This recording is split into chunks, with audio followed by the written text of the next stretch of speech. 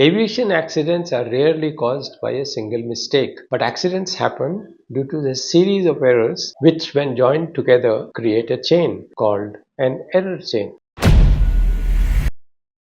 The contributory factors are often linked to human performance, such as inadequate risk assessment, poor decision making, poor communication, lack of situational awareness, or the lack of required knowledge to deal with the situation. To prevent accidents and to provide flight safety, it is essential to identify and break these links of error chains. This can be done by identifying potential errors early on, implementing standard procedures to minimize risk, and promoting a culture of open communication and safety awareness. For a better understanding of the error chain, let us do a case study of Air India Express 1344 accident on 7th August 2020 of Boeing 737-800 while landing on Kozhikode runway 10.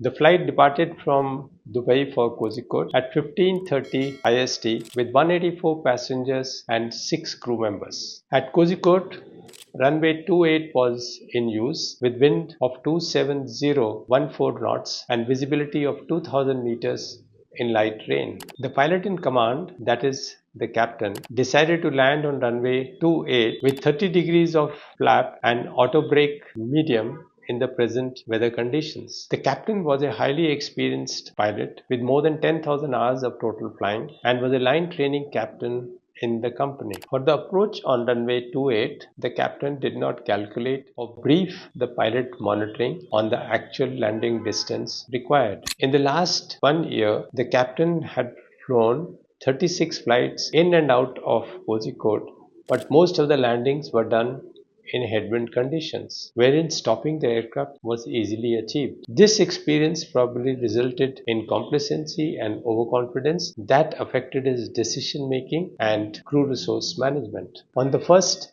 ILS approach on runway 28, a missed approach was carried out for not citing the visual reference for landing due to low clouds and with the rain obscuring the front windshield on the captain's side due to the unserviceability of the windshield wiper. At that time, another aircraft, Air India 425, requested for runway 10 for departure, probably due to weather on the takeoff path for runway 28. When the ATC asked the captain of Air India Express 1344 whether runway 10 was acceptable for landing with a tailwind of 10 knots, the captain accepted the runway change without calculating the landing distance or discussing the fact with the pilot monitoring or considering the weather conditions for landing, in short, without due deliberations. The ATC immediately changed the runway to 10 for landing of Air India Express 1344 and the captain immediately initiated the approach for runway 10. Once again, the captain initiated the approach without calculating the landing distance with a tailwind and on a wet runway. Soon,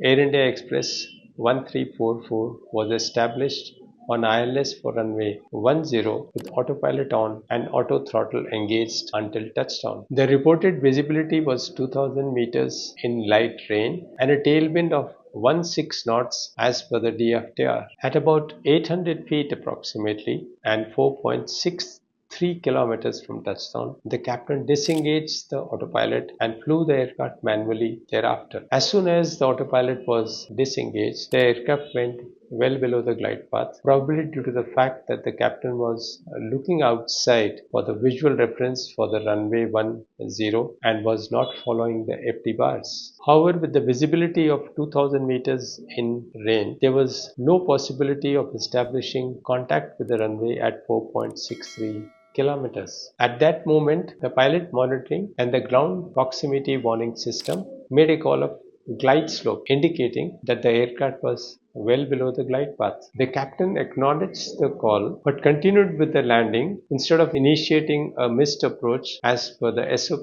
The aircraft crossed the threshold at 92 feet instead of 50 feet at a ground speed of 175 knots against a planned speed of 150 knots. Seconds before touchdown, the rate of descent increased. The pilot monitoring gave repeated calls of rate of descent. The captain acknowledged the call, arrested the rate of descent, increased thrust reversed to 83% and an extended long float resulted. Finally, at around 10 feet, the pilot monitoring gave a call of go around, but the captain continued to land the aircraft on runway 10.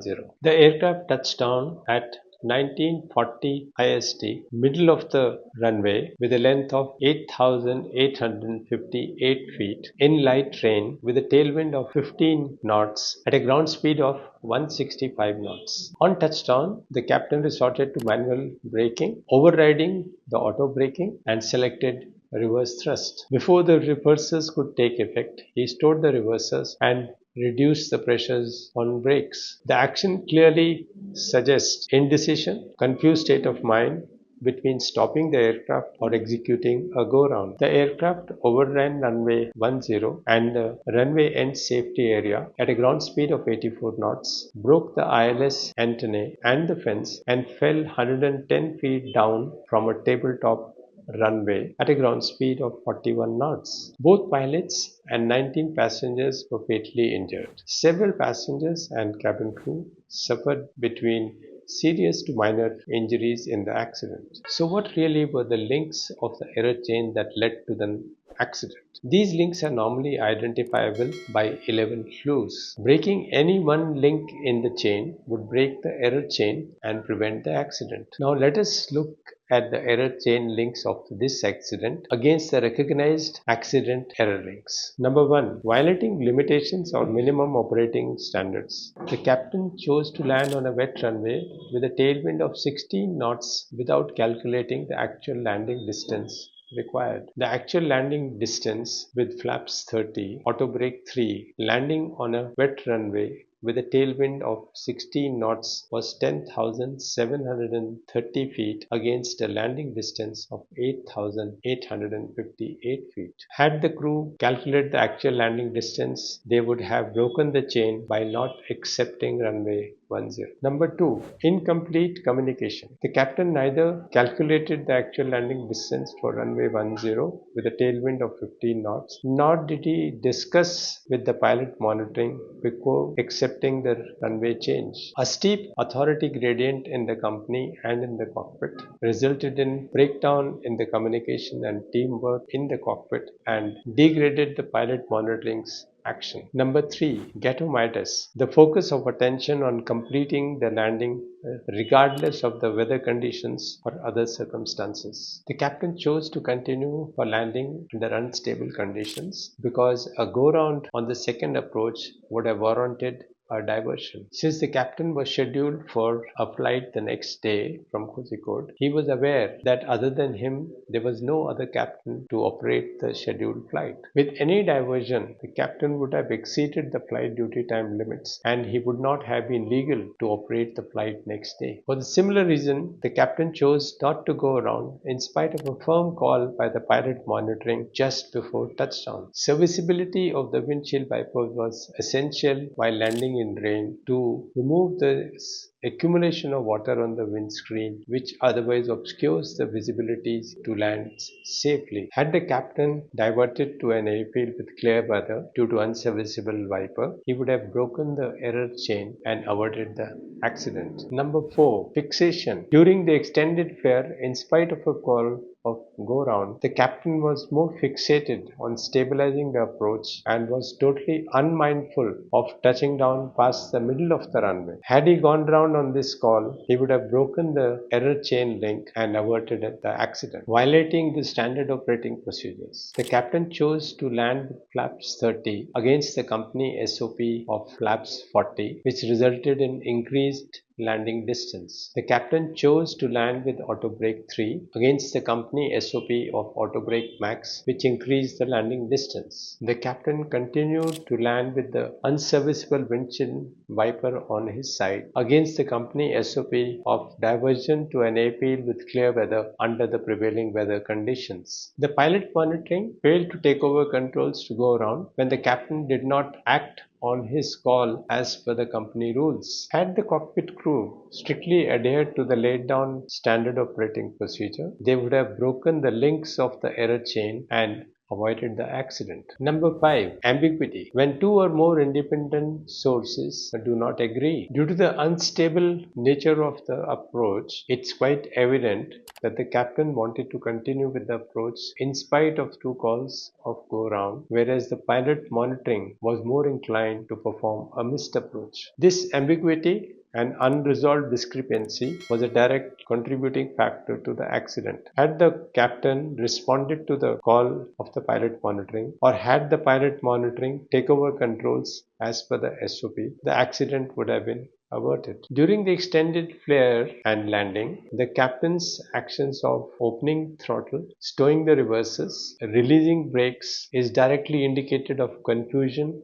and indecision. Number 7. Confusion. A sense of uncertainty and anxiety existed.